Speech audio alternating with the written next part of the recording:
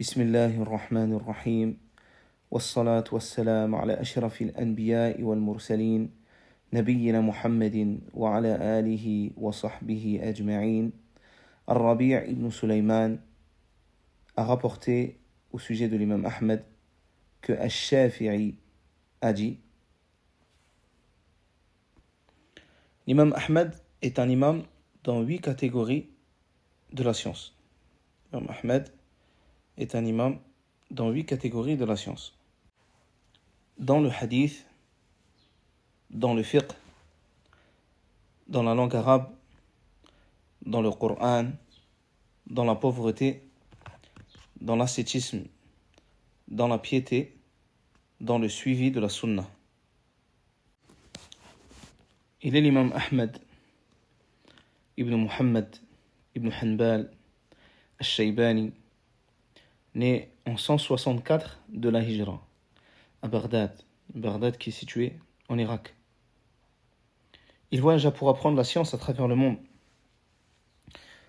Ces voyages l'emmènent à El-Koufa, qui est une des villes d'Irak, au Hijaz, qui est une des régions de la péninsule arabique, et au Yémen, fil Yaman. Il étudie auprès de grands savants, parmi eux l'imam, le savantissime, le pieux Al-Shafi'i. Al-Shafi'i, rahimahullah, qui est lui-même un élève de l'imam Malik. C'est l'élève de l'imam Malik. Il continue de demander la science jusqu'à devenir l'un des plus grands imams de cette communauté, adulé par ses pairs. Et Al-Khallal a dit que Al-Marroudi nous a informé que Aba Abdillah, l'imam Ahmed, lui a dit: je me suis marié qu'après mes 40 ans. Ainsi, Al-Rihla, le voyage dans la demande de la science, est un acte que faisaient les pieux prédécesseurs, qu'ont fait les savants à travers tous les siècles afin d'apprendre la science. Et subhanallah, ils l'ont fait malgré des difficultés extrêmes. Malgré le fait, subhanallah, que les lieux étaient très éloignés, que certains d'entre eux marchaient sur leurs pieds et n'avaient pas de monture. Et certains avaient des montures. Mais malgré cela, ces voyages sont extrêmement difficiles. Mais ils le faisaient pour l'étude de la science, au point où certains ne se sont mariés que très tard. Comme ici on voit l'imam Ahmed qui s'est marié tard. Et les savants ont donné leur vie dans cela. On voit par exemple Ibn Manda, qui a commencé l'étude de la science à 20 ans. À 20 ans. Quand je dis l'étude de la science ici, il y a le voyage dans l'étude de la science à 20 ans. Et, subhanallah, qui est revenu parmi les siens à 65 ans. Et Allah tabaraka wa ta'ala lui a donné après cela des enfants. Wa hadha min fadlihi. Et d'autres encore, comme le savantissime Ibn al-Qasim, qui est resté plus de 17 ans à demander la science auprès de l'imam Malik. Il raconte qu'un jour, lorsqu'il était dans l'assise de l'imam Malik, des hujjaj, des pèlerins venus d'Égypte, donc son pays, sont venus.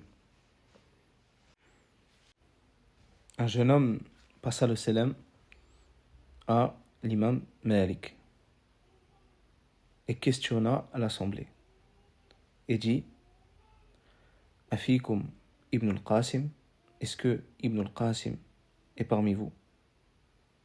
Et subhanallah, les gens montrèrent vers Ibn al-Qasim. il m'a embrassé la tête, il m'a embrassé les mains, il m'a embrassé la tête et la main, et j'ai senti chez lui une bonne odeur, l'odeur de mon enfant. Et subhanallah, c'était son enfant qu'il avait laissé auprès de son pays, de sa famille. Cet enfant qu'il avait laissé alors qu'il était encore dans le ventre de sa mère, après avoir passé 17 ans dans l'étude de la science. Et il se rendit compte ici que c'était donc son enfant. Et les savants donc du hadith ont passé énormément de temps dans la demande de la science et ont souffert de beaucoup d'épreuves.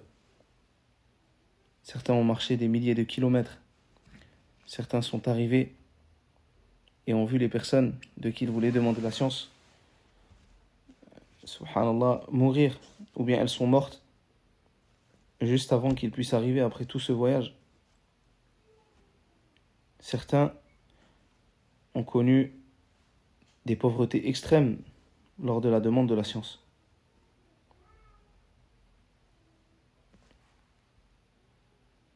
Et ceci, comme je vous l'ai dit, jusqu'à récemment.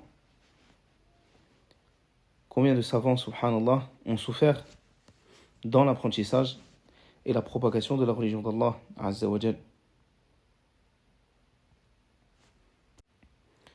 Et le cheikh Ali ibn Zayd, le fils de Cheikh Zayd al-Madkhali, donc le commentateur du livre, on a fait la biographie la semaine dernière. Le cheikh Ali ibn Zayd al-Madkhali nous rappelait souvent le grand mérite que nous avons en tant qu'étudiants, wa nahmadullah ala dhalik, d'avoir fait ce que faisaient les plus prédécesseurs, c'est-à-dire d'être partis pendant des années à la recherche de la science à travers al-bilad, à travers les pays. Et il nous rappelait les grands mérites de cela. Mais lorsque, subhanallah, on observe ce que ses prédécesseurs ont vécu comme difficulté, comme épreuve extrêmement lourde, alors subhanallah, on regarde ce que nous avons fait et nous voyons que cela en réalité n'est que peu.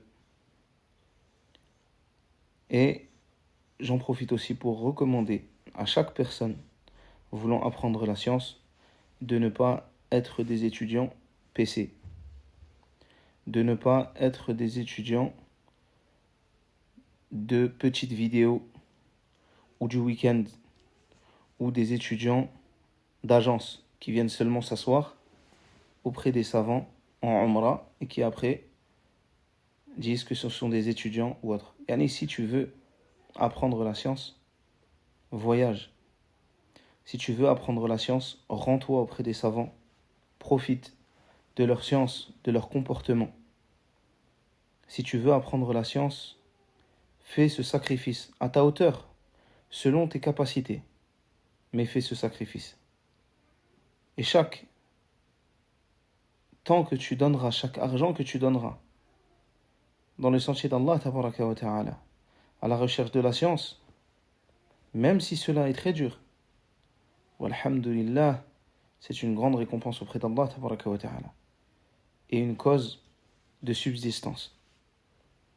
Car subhanallah, comme on voit par exemple de Ibn Manda, qui lorsqu'il est rentré auprès des siens à 65 ans, Allah Azza wa Jal razaqahu awlada, Allah tabaraka wa ta'ala lui a donné des enfants. Et ça, subhanallah, la personne qui apprend la science peut l'observer, même si elle connaît la pauvreté, même si elle connaît telle ou telle difficulté, Allah tabaraka wa ta'ala est avec lui. Elle facilite à cette personne. Ainsi, il ne faut pas que tu aies peur si tu désires apprendre la science même si tu as peu d'argent, même si tu as telle ou telle difficulté, essaie. Et Allah tabaraka wa ta'ala te facilitera. Bi'idnih, il te facilitera. Ainsi, essaie, fais les causes. Et parfois, ce n'est pas le problème d'argent qui empêche les gens de partir étudier, mais c'est Shaitan qui les affaiblit dans leur volonté. C'est le manque de confiance en Allah tabaraka wa ta'ala. Parfois, c'est l'orgueil. Parfois, c'est le manque de compréhension de sa situation. On pense que parce que nous avons ouvert un PC, alors nous avons appris les choses suffisantes. Ainsi, barakallahu fikum, il est important d'accomplir ce qu'a accompli les savants avant nous, c'est-à-dire partir, étudier la science, voyager, afin d'étudier auprès des savants. Et Qutayba a dit au sujet de Ahmed, le meilleur des gens de notre époque est Ibn al-Mubarak. Puis ce jeune, et il visait par là l'imam Ahmed ibn Hanbal. Abu Daoud a dit, j'ai entendu Qutayba dire, si tu vois l'homme aimer Ahmed, sache alors qu'il est un partisan de la Sunna. Al-Muzani, l'élève de Ash-Shafi'i, a dit, Ash-Shafi'i m'a dit, j'ai vu un jeune à Bagdad qui, lorsqu'il prononce la phrase, il nous a été rapporté, l'ensemble des gens disaient alors, il a certes dit vrai. Je lui dis, qui est-il? Il me dit, l'imam Ahmed ibn Hanbal. Il écrit plusieurs ouvrages, parmi eux un des livres de référence dans la science du hadith, Al-Musnad. Livre dont il dit à son fils Abdullah, garde-le précieusement, car il deviendra une référence pour les gens. Il est rapporté à son sujet qu'il ne parlait point de futilité, puis quand venait la science alors, il parlait. Il eut plusieurs élèves, et observe ses élèves, et subhanallah, tu te rendras compte de la grandeur de l'imam Ahmed. Parmi ses élèves, l'imam al-Bukhari, Muslim, At-Tirmidhi, Abu Daoud et d'autres encore parmi les grands imams. Et l'imam Ahmed vécut une chose très dure. On va le traiter à travers le livre, mais qui est l'épreuve dans la da'wah, Allah Azza wa Jal, qui est le fait de devoir transmettre la vérité, quelles que soient les épreuves qui auraient pu le toucher. Et il vécut cette grande épreuve qui est Al-Mihna, une épreuve de Khalq al-Qur'an, de la création du Qur'an. Avant cette épreuve, les gens étaient sur la croyance des plus prédécesseurs et disaient tous Al-Qur'an, kalamullah, ghayru makhlouq. Le Coran, c'est la parole d'Allah. Le Qur'an, c'est la parole d'Allah qui n'est pas créée. Puis, malheureusement, vient le temps d'Al-Ma'moun, fils du grand gouverneur Haroun al-Rashid, qui autorisa la prolifération des écrits des gens de la prédominance de l'intellect sur les textes.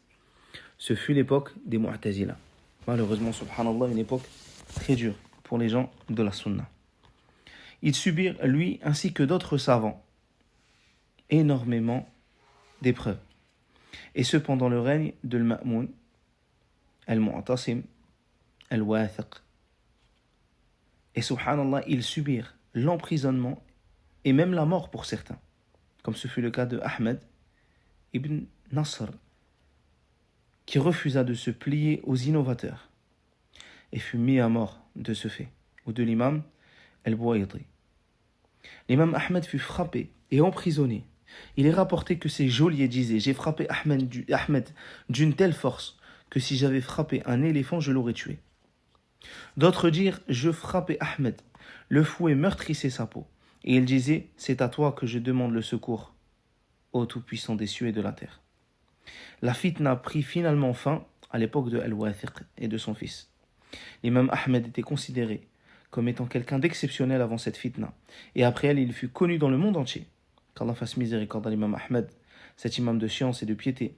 Il fait partie des plus nobles savants de cette religion, tels que Abu Hanifa, Malik, Al-Shafi'i, qu'Allah leur accorde à tous les plus hauts degrés du paradis. Et beaucoup de savants, subhanallah, même les savants comme Cheikh Mohammed ibn Abd al-Wahhab, par exemple, ont subi beaucoup d'épreuves dans l'appel à Allah tabaraka wa ta'ala. l'imam Mohammed ibn Abdel Wahhab fut éprouvé, chassé de plusieurs endroits où il était combattu du fait de la da'wa qu'il faisait. Et à toute époque, tu trouveras cela. Ibn Taymiyyah fut jeté en prison à cause de la langue terrible des innovateurs. Abdul Aziz ibn Yahya al-Kinani a patienté aussi dans son épreuve. Et énormément de savants à travers l'histoire ont dit la vérité, même si ils étaient pour cela châtiés, tués ou emprisonnés. Mais il faut faire très attention. Lorsque tu lis ces histoires, ya akhi, comprends qu'il n'y a aucun rapport entre ces savants de guidée qui ont subi de la part des innovateurs parce qu'ils appelaient au haqq, à la vérité. Il n'y a aucun rapport entre ça et ce que font les gens à notre époque qui sont emprisonnés car ils appellent au fawda, ils appellent au désordre, ils appellent au meurtre, à la rébellion contre les gouverneurs, au fait de sortir contre eux par l'épée. Ça n'a rien à voir. Ce sont deux cas totalement différents. Car malheureusement, il y a des gens qui disent « Ah, Foulan, parmi les grands innovateurs par exemple en Arabie, est emprisonné, qu'Allah le délivre. » Et comme on entend par exemple de At-Tarifi ou d'autres. Alors que ce sont des gens, que cela soit lui ou les autres, de manière générale, ce sont des gens qui, s'ils sont en prison, c'est pour une raison religieuse. Car ce sont des gens qui appellent à la révolution, qui appellent à la destruction des pays et des serviteurs. Et tout cela sous couvert de religion. Ainsi, il faut faire la différence entre Al-Khawarij, ceux qui se rebellent contre les gouverneurs, qui sont une des grandes causes à travers l'histoire de la destruction des pays musulmans. Il faut faire la différence entre ces gens et l'imam Ahmed, Ibn Taymiyyah, Cheikh Mohammed Abdel Wahhab et les autres qui, eux, furent combattus du fait de la sunna qu'ils propageaient, du fait de la religion d'Allah tabaraka wa ta'ala qu'ils propageaient. Et tu vois ces innovateurs se dépêcher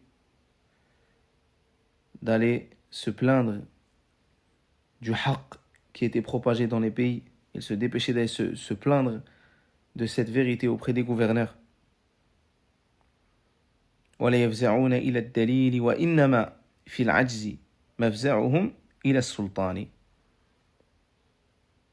Et subhanallah, ils n'allaient pas combattre les dires de tel imam ou de tel imam parmi les imams de guidée avec de la science. Mais au contraire, la seule arme qu'ils possédaient, c'était d'aller se plaindre auprès des sultans. Emprisonne Foulan, nous portons plainte contre Foulan, nous disons telle ou telle chose contre Foulan, parce que nous n'avons pas de preuves scientifiques contre lui. Et donc ce sont deux cas différents, ce qu'il s'est passé à l'époque de l'imam Ahmed et des imams de guidée, et ce qu'il se passe, comme on peut voir maintenant aussi à travers l'histoire, au sujet de gens qui furent emprisonnés, car ils ont appelé au meurtre, à la rébellion et à la destruction des pays musulmans. Ainsi, il faut faire bien attention à cette différence. Et l'imam Ahmed a montré sa valeur ici, car il risquait la mort, subhanallah. Il risquait la mort, à dire le haqq. Et c'était déjà un grand homme avant cela. Et là, le monde entier vit la grande valeur de l'imam Ahmed ibn Hanbal. Et Al-Mu'tazila, cette secte-là, qui a prétendu faussement que le Coran est créé, on va le traiter à travers le livre, ce sont les suiveurs de Wasil ibn Ata, qui s'est écarté de l'assise de science d'Al-Hassan al-Basri. C'est une secte qui ose renier, entre autres, tous les attributs d'Allah Azza wa Jal. et qui prétendit que le Coran est créé. Ils ne font pas partie des gens de la Sunna, de Ahl Sunnah. Au contraire, ils les ont combattus, tués et torturés. Et malheureusement, subhanallah, ces sectes essaient de s'implanter à notre époque d'une manière nouvelle, à travers des jolis noms, l'islam des Lumières, etc., à travers des dons, des aides financières. Mais, walhamdulillah, ce qui protège les musulmans, c'est Allah tabaraka wa ta'ala, de par l'apprentissage justement de la croyance saine. Et parmi les autres sectes qui malheureusement s'implantent dans le paysage francophone, c'est les Asha'ira, qui sont une secte destructrice. Et ils passent par étapes. La première étape, c'est le fait d'appeler les gens au tamadhub, au fait de revenir au madahib, mais d'une manière sournoise, avec du fanatisme, avec le rejet du suivi de la preuve. Et petit à petit, ces gens, une fois que les gens sont convaincus par différents procédés qu'ils vont utiliser, mettre en œuvre, une fois que les gens sont convaincus que ces gens sont des gens bien, ils commencent à rentrer le poison au niveau de la croyance. Que cela soit dans les traductions, les écrits sur les réseaux, les cours, ou en privé, et surtout en privé, ils vont commencer petit à petit à propager leur poison. Et ça s'est vu ces dernières années avec la propagation des Asha'ira, du soufisme et des autres sectes qui pourtant, subhanallah, ont été réfutés il y a des centaines et des centaines et des centaines et des centaines et des centaines et des centaines d'années. Allah al-Musta'an. Subhanallah, malgré ce que ces sectes-là ont été réfutés, que les savants, les grands savants, à travers l'histoire, les ont réfutés, malheureusement, les ignorants sur les réseaux qui n'ont pas appris la base de la croyance tombent dans les égarements de ces sectes. Et parmi les erreurs qui peuvent faire tomber les musulmans dans les filets de ces gens, c'est le fait de penser que l'apprentissage de la religion, c'est seulement des vidéos de 2 minutes, 3 minutes, et que, alhamdulillah, tu as fait ce qu'il fallait. De la même manière que le prêcheur, lui, ne doit pas se contenter de cela. 2 choses pour faire ceci, 3 choses pour te montrer cela, 1 chose pour ceci ou pour cela. À la manière, il y en a des influenceurs. Même s'il peut avoir un bien afin que les gens commencent à s'intéresser à la religion, nous devons impérativement étudier cette religion à travers des livres des savants, à travers les paroles des savants, avec des cours complets. Et ces moyens de 1, 2 minutes, 3 minutes sont en réalité quelque chose de très faible au niveau scientifique, qui n'est pas suffisant. Et lorsque les innovateurs viennent avec des cours complets, alors là, les gens peuvent tomber dans l'égarement. Ainsi, il est demandé aux étudiants, comme à ceux qui apprennent, de faire en sorte d'enseigner des livres des savants, de transmettre la parole des savants, et les gens qui apprennent d'étudier ces livres de savants. Et c'est cela la bonne méthodologie afin de se sortir de l'égarement. Et ne vous contentez pas des 2 ou 3 minutes des réseaux sociaux. Au contraire, apprenez la religion convenablement. Wa sallallahu ala nabiyyina Muhammadin wa ala alihi wa sahbihi wa sallam.